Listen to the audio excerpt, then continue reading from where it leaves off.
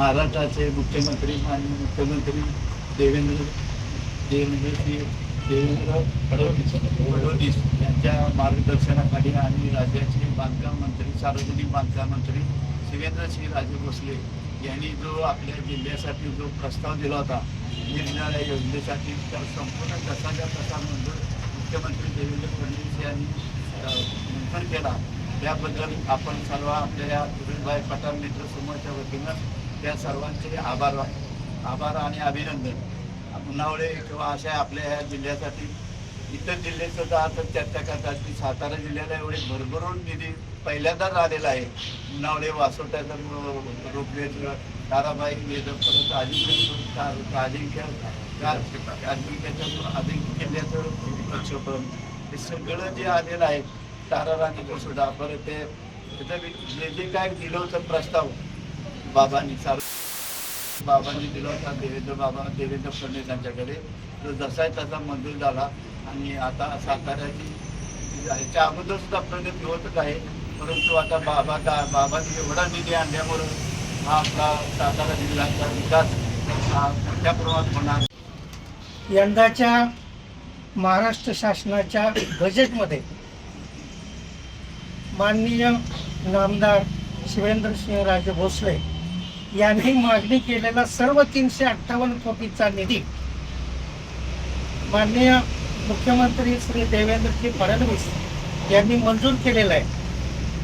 अगदी स्वातंत्र्य मिळाल्यापासून ते आतापर्यंत इतका निधी सातारा जिल्ह्याला कधीही मिळालेला नाही. तो निधी आणल्याबद्दल माननीय नामदार साहेब शिवेंद्रसिंहराजे भोसले यांचं मी अभिनंदन करतो. सर्व आपल्या फिरोजबाई पठाण आणि पूनमताई निकम मित्रमंडळातर्फे आणि त्यांचा आभारही मानतो. अशीच भरीव कामगिरी त्यांच्याकडून व्हावी आणि आपल्या परिसरात अशी माफक अपेक्षा मी व्यक्त करतो. धन्यवाद. माननीय नामदार शिवेंद्रसिंहराजे भोसले बांधकाम मंत्री महाराष्ट्राचे यांनी या साताऱ्यासाठी जो निधी पाहिजे ती जे महाराष्ट्र शासनानं सादर केलं होतं ते सर्वच्या सर्व मंजूर झालेलं आहे. 58 कोटी रुपये. याबद्दल माननीय मुख्यमंत्री देवेंद्र फडणवीस आणि नामदार भोसले साहेब यांचं अभिनंदन आणि सर्व सातारकर आपलं स्वागत करतो, अभिनंदन करतो. त्याप्रमाणे मला असं वाटतंय की छत्रपती शिवाजी महाराजांचा अजिंक्य तारा किल्ला आणि ताराराणी यांचं समाधीचं सुशोभीकरण ही आम्हा शाहूकरांना अतिशय स्वाभिमानाची गोष्ट आहे असं मला वाटतं. या दोघांचे हार्दिक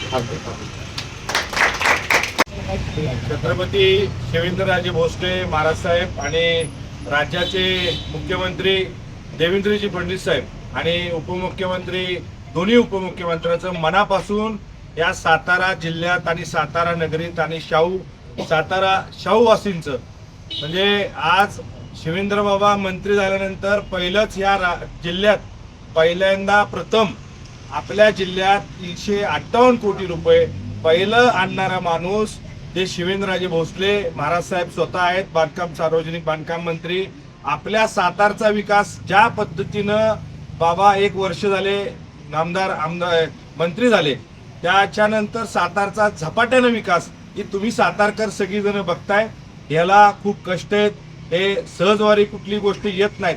शिवेंद्र बाबांचा जे राज्यात पाठपुरावा आहे आणि देवेंद्रजी फडणवीस साहेबांचा बाबांच्या जो विश्वास आहे, ज्या विश्वासानं ज्या पद्धती काम करतात, पक्षाचा असू दे राज्यातल्या कुठल्याही माणसाचा असू दे, आज सार्वजनिक बांधकाम मंत्री म्हणून राज्यात चांगलं काम करणारे, राज्यात 1 नंबर काम करणारे हे शिवेंद्रराजे भोसले. आपल्याला सगळ्यांना गर्व पाहिजे.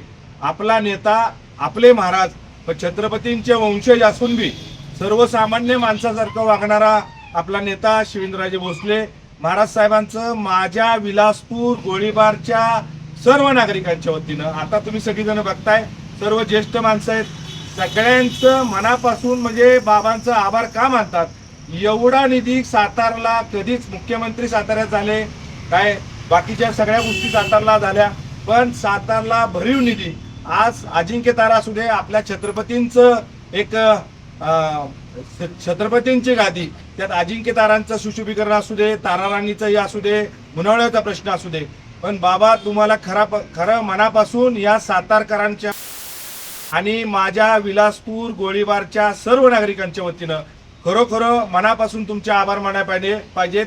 ते तुमच्यासारखा नेता आम्हाला आणि तुमच्यासारखे लीडर आमच्या साताराला भाग्य झालं. तुम्ही देवेंद्र फडणवीस साहेबांचं खरोखर मनापासून आभार मानायला पाहिजे. बाबांना भाजप पक्षानंतर गेल्यानंतर पहिल्यांदा आज मंत्री केलं. त्या मंत्री केल्यानंतर सातारा जिल्ह्यात सगळीजण